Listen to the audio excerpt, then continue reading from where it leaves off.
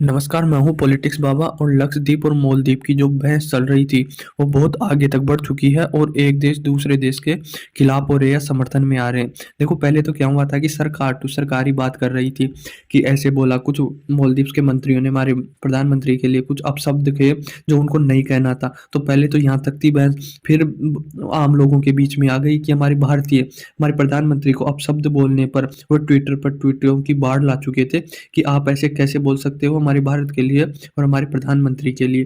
फिर इसी बहस में कुछ हमारे भारत के सेलिब्रिटी उतर के आते हैं। सेलिब्रिटी ने भी काफ़ी ट्वीट किया और बोला कि हाँ, लक्षद्वीप एक अच्छी है, घूमने की जगह है, बढ़िया, पर हमारा लक्षद्वीप भी उससे अच्छा है। और ऐसे चाहे कोई भी अच्छा हो ना हो, पर ऐसे कमेंट्स नहीं कर सकते आप। इतने प्रधानमंत्री इतने बड़े ओहदे पर है और आप ऐसे बोल रहे हो। तो उसने जो इजराइल की है ना कोई मंत्री, मैं नाम नहीं लूंगा क्योंकि ज़्यादा प्रमोट होती है, ज़्यादा फेमस होती है, तो मैं उसका नाम ले लूंगा। पर उसको वो ऐसे बोला था कि आपका प्रधानमंत्री नरेंद्र मोदी है ना, वह एक पपीटा, इजराइल का पपीटा। तो मैं ये सोच रहा था कि इजराइल उतरा क्यों नहीं अभी तक, कुछ बोला क्यों नहीं, क्योंकि इतना कुछ बोल दिया, मतलब इजराइल को तो अच्छा ही लगा होगा कि भारत के लिए ऐसा बोल रहा है। और भारत और इजराइल की काफ़ी अच्छी दोस्ती भी है। तो उसके साथ ही अब देश सामने आने लगे हैं। इजराइल भी हमारे समर्थन में खड़ा है और चाइना उसके समर्थन में, और कहीं देश और भी हैं जो ऐसे आमने सामने आ गए। पहले तो सरकार लोग और हमारे लोगों के बीच में ये बहस चल रही थी, पर अब ये इंटरनेशनल लेवल पर जा चुकी है और कहीं बड़े बड़े देश इसके समर्थन में उतर के आए। इसमें एक देश इजराइल है। इजराइल मतलब, इससे पहले मैं बता दूं आपको कि मालदीव ये हमारा प्यारा भारत है और भारत इसके नीचे ये मालदीव है और इससे थोड़ा सा ऊपर लक्षद्वीप है। मतलब आपको लोकेशन पता होनी चाहिए, लोकेशन जो क्या पता, सही समझ में आता है कि आपको एग्जैक्ट पता तो होना कि कहाँ कहाँ है। अब देखो, इसको जूम करने पर तो इसका पता चलता है कि मालदीव यहाँ है। और ये इतनी वो ला रखा, मतलब आफत मचा रखा बिल्कुल। इसको देखिए, ये मालदीव है, एक बार मैं फिर बता देता हूँ, ये लक्षद्वीप है और ये हमारा भारत है।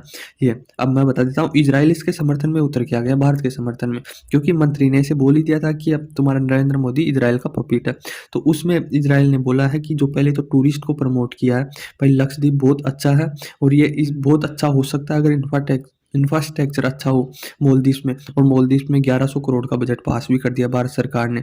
तो वो और एक प्रोजेक्ट को लेकर मतलब सर्वे कर रहा था पहले, भाई जो समुद्र का खारा पानी है ना, उसको मीठा बनाने में इजराइल की टेक्नोलॉजी बहुत अच्छी है।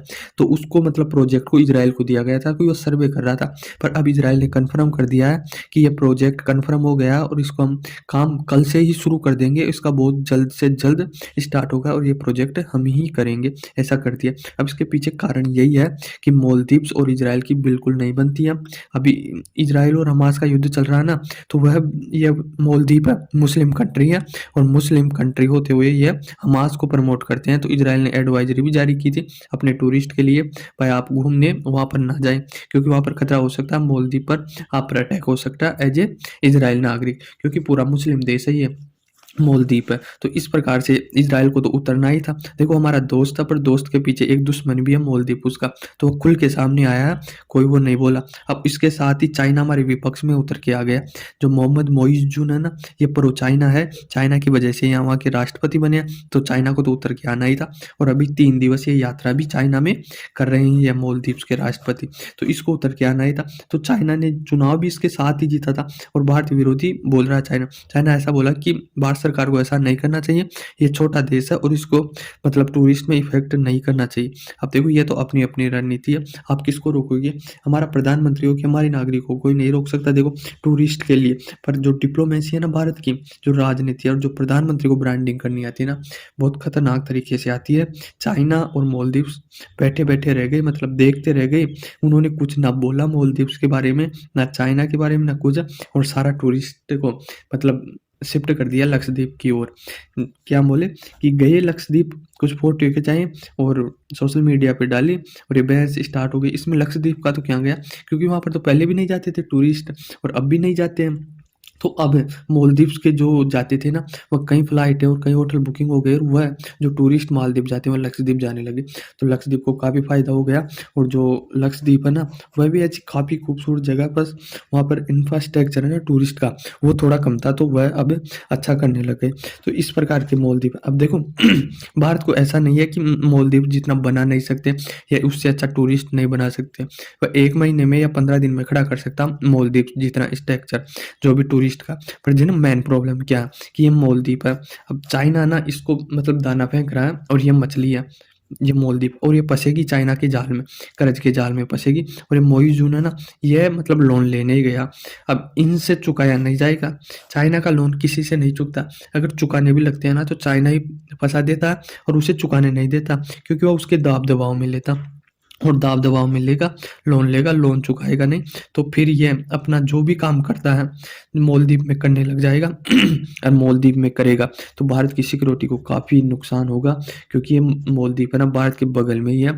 जैसे श्रीलंका में जाते हैं ना इनके जासूसी के जाल, वैसे मालदीव में आने लग जाएँगे। तो ये भारत की सुरक्षा को खतरा है, इसीलिए भारत इसको साथ लेकर चलना चाहता है, ताकि ये चाइना की गोद में ना बैठे और चाइना के प्रोजेक्ट यहाँ पर ना स्टार्ट हो। इसीलिए मालदीव भारत की आर्मी को निकालना चाहता है, भाई हम चाइना एक्टिविटी कर सके। जब तक भारत की आर्मी हो वहाँ पर एक्टिविटी नहीं हो सकती, पर ये निकालना चाहता है बार-बार। तो यही सिस्टम है, हमारे समर्थन में इज़राइल आया, चाइना हमारे खिलाफ आया, तो मालदीव की बहस काफ़ी आगे तक जा चुकी है।